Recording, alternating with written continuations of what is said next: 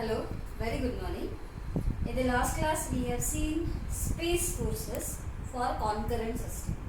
So concurrent मतलब आपको पता है concurrent means when the forces are acting at a single point. So you might have seen such type of questions, correct?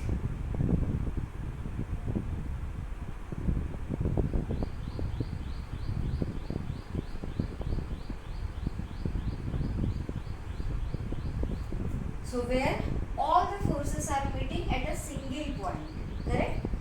So three dimensional system, force space forces मतलब क्या होता है?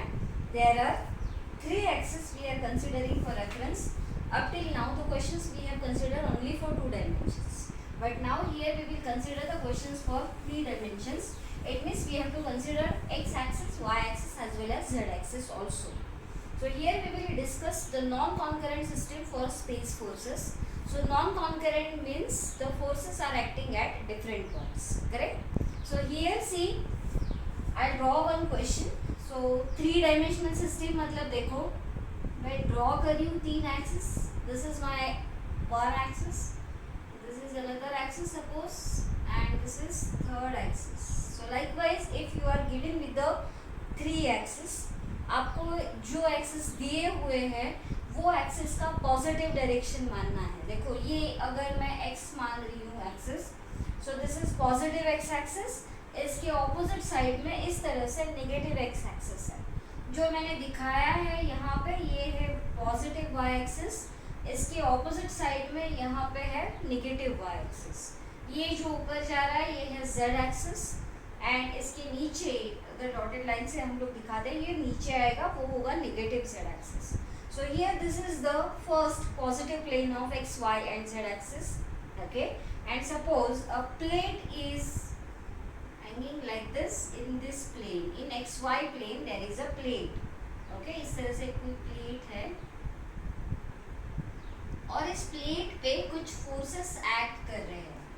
Okay, this is the force plate and इसके ऊपर कुछ forces act कर रहे हैं.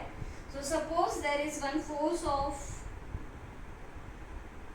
one force is of 10 Newton, then another force here it is acting at, it is of 40 Newton, then third force is acting at this central point of this particular key, and this is of suppose 20 Newton.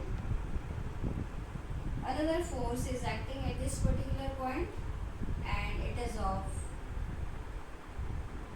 30 Newton. Correct? So see the questions. Four forces are acting on this plate. Four forces are acting on this plate and distance. These are acting at different points. So this is a non-concurrent system. Remember, in non-concurrent system of space forces, you are having only parallel force system. Okay, you are having only parallel force system. Another type of force system, inclined forces and non-concurrent system is not for your syllabus. Okay, so you will have only parallel forces as non-concurrent system. Remember this. So four forces are acting on this plate. Distances are given. This force, this is at 1 meter distance, this is at 1 meter distance, this is of 1.5 meter and this distance is of 0.5 meters. All dimensions are in meters. So four forces are acting at this plate at these particular distances. Question is, now what is the question? So question is find resultant R. Okay, magnitude of R with its position. With its position मतलब इन चार forces का resultant कहाँ पे act कर रहा है, किस position पे एक्ट कर रहा है, वो हमें फाइंड आउट करना है. Correct? So now for that what we have to do. So first step is to find out the resultant. So R हमें फाइंड आउट करना है. सो आर को मैं वेक्टर फाइंड आउट कर रही हूँ, पहले आर बार बोल रही हूँ. सो आर बार मतलब क्या होता है, जैसे आपको याद होगा बीम में अगर इस तरह से कुछ फोर्सेस एक्ट कर रहे हैं तो इन फोर्सेस को हम लोग कैसे ऐड और सब्ट्रैक्ट, इनका रिजल्टेंट कैसे फाइंड आउट करते थे. तो उसके लिए -10, -20, plus 30 is equal to 0।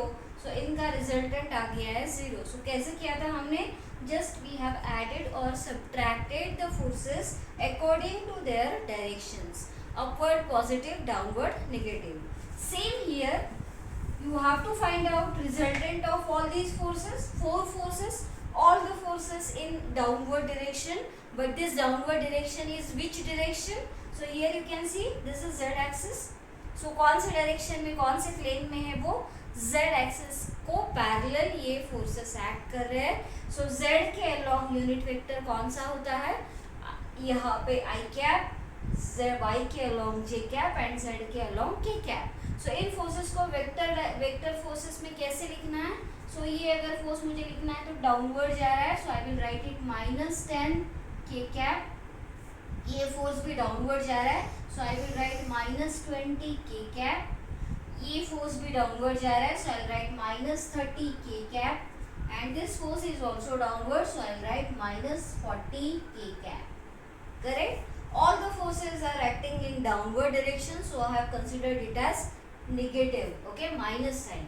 so just इसको add करना है, 60 minus 40, so it will be -100 k cap will be the resultant of these four forces, correct? -104 k cap ये आ गया रिजल्टेंट। तो पहला आंसर हमें मिल गया। रिमेंबर, अगर 6 मार्क्स के लिए या 7 मार्क्स के लिए क्वेश्चन आता है तो 2 या 3 मार्क्स सिर्फ रिजल्टेंट फाइंड आउट करने के लिए रहेंगे, ओके? सिर्फ आर फाइंड आउट करना है। आर फाइंड आउट करना मतलब क्या करना, सिर्फ फोर्सेस अपवर्ड और डाउनवर्ड फोर्सेस है, उनका समेशन आपको लेना है, बस nothing else than that, that is the resultant of all these forces, correct? Now अभी रिजल्टेंट तो हमें पता है, माइनस आ रहा है मतलब वो कैसे एक्ट कर रहा है, it is in downward direction obviously, and it will be in the same plane of X Y. इसी प्लेन में कहीं ना कहीं वो एक्ट कर रहा होगा, बट वो कहाँ पे एक्ट कर रहा है वो हमें पता नहीं है, ओके? सो रिजल्टेंट तो हमें मिल गया। सो इस रिजल्टेंट को हमें किस पोजीशन पे दिखाना है वो हमें पता नहीं है, सो वो पोजीशन हमें फाइंड आउट करना है। सो उसके लिए मैं मेरे मन से कोई भी इसका पोजीशन अज्यूम करती हूँ and I show this resultant. See here, downward दिखाया मैंने, क्यों दिखाया downward, because it is coming minus. So it is minus, मैंने साइन दिखाया इसलिए इसका मैग्नीट्यूड कितना लिखना है अभी, सिर्फ 100 न्यूटन, नॉट माइनस। -100 मतलब -100, ये हमने यहाँ पे डिनोट किया, -100 का रिजल्टेंट मिल गया। अभी ये कहाँ पे एक्ट कर रहा है, so I will consider this distance. ये कुछ भी डिस्टेंस पे एज्यूम करूंगी, ये डिस्टेंस x के अलोंग है, so I will consider it as small x, and ये जो डिस्टेंस है उसका x एक्सिस से, इसको मैं एज्यूम करूंगी small y, correct? So suppose here we have considered that resultant is acting at a distance x and at a distance y respectively from y and x axis, correct? so बस resultant को हमने यहाँ पे show किया। we have to find out these distances now। हमें x find out करना है, हमें y फाइंड आउट करना है, और वो कैसे फाइंड आउट करना है, बिल्कुल उसी वे से जैसे हमने बीम को या फिर रॉड को सॉल्व किया था, कोई भी नॉन कॉन्करेंट सिस्टम को सॉल्व किया था, और तब हमने क्या किया था, we have applied Varignon's theorem. If you remember, Varignon's theorem हमने अप्लाई किया था पोजीशन फाइंड आउट करने के लिए। So by Varignon's theorem we can find out these distances x and y। What is Varignon's theorem now? So Varignon's theorem हमें बताता है कि moment of all these forces about a point is equal to moment of the resultant about the same point, correct?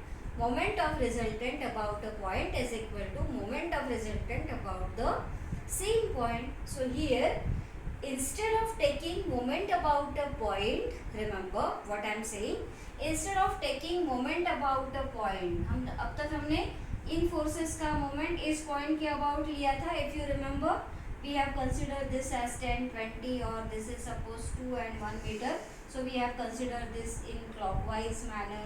so moment आया था -10 into 2, then इसका moment आया था -20 into 3, याद है सबको?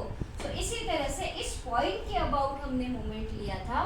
अभी हमें क्या करना है, अभी हमें axis के along moment लेना है, not about the point। so ये axis दिख रहा है आपको, ये axis, इन एक्सिस के अबाउट मोमेंट लेना है।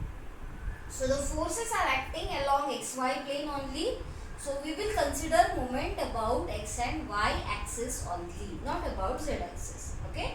So we will consider moment of all the forces about x and y axis and we will apply Varigno's theorem. Okay, remember कैसे करना है देखो. Now I am going to take moment about this y axis. इसके about मैं moment ले रही हूँ. Okay, या फिर suppose I am going to take moment about this x axis. इसके about पहले moment लेंगे हम. ये एक्सिस दिख रहा है सबको, एक्स एक्सिस. तो इसके अबाउट मुझे मोमेंट लेना है. तो इस एक्सिस के अबाउट मोमेंट लेना है, रिमेंबर. ओके. सो अगर आप देखोगे अभी तो ये 10 न्यूटन का जो फोर्स है वो इसी एक्सिस पे है. तो इस फोर्स का मोमेंट एक्सिस के अबाउट क्या मिलेगा? It will B 0.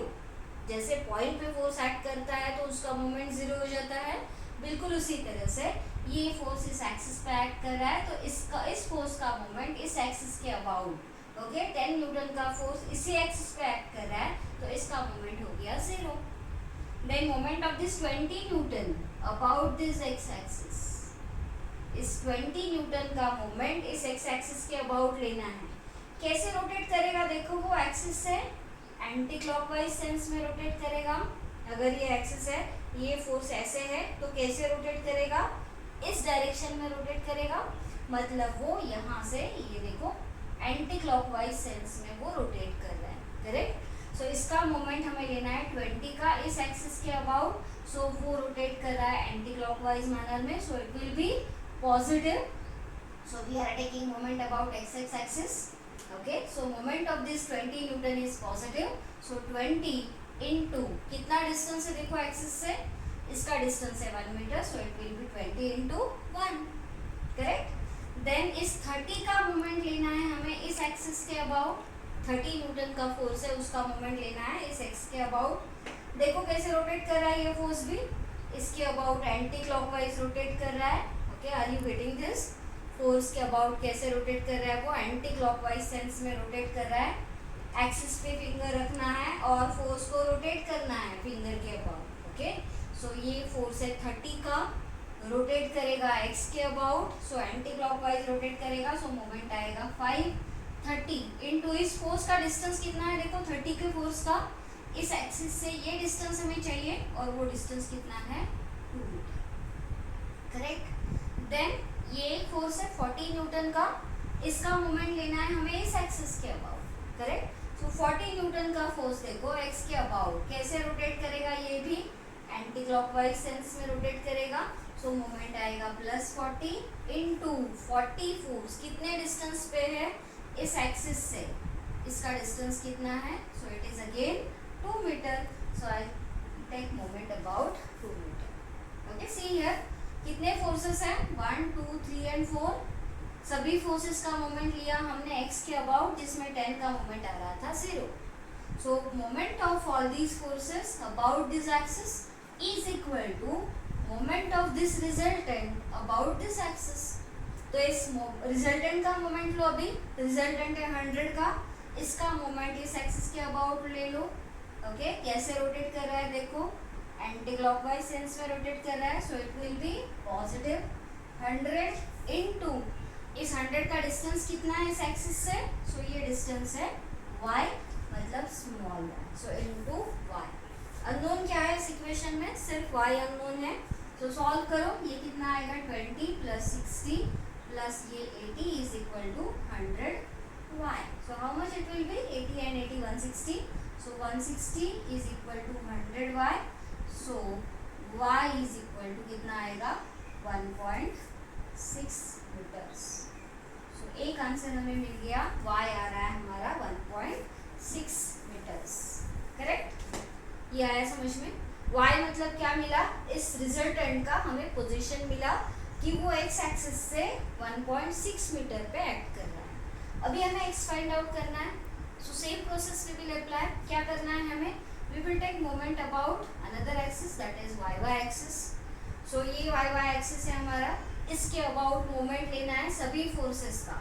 ओके. फिर से देखो, अभी इस 40 न्यूटन का जो फोर्स है वो इसी एक्सिस पे है, तो इसका मोमेंट क्या हो जाएगा? Will be 0. देन 30 का मोमेंट बताओ मुझे इस एक्सिस के अबाउट. 30 कैसे रोटेट कर रहा है देखो एक्सिस के अबाउट, क्लॉकवाइज रोटेट कर रहा है, see here clockwise, so it will B -30 into 30 का डिस्टेंस क्या है एक्सिस से, इट इज 1.5।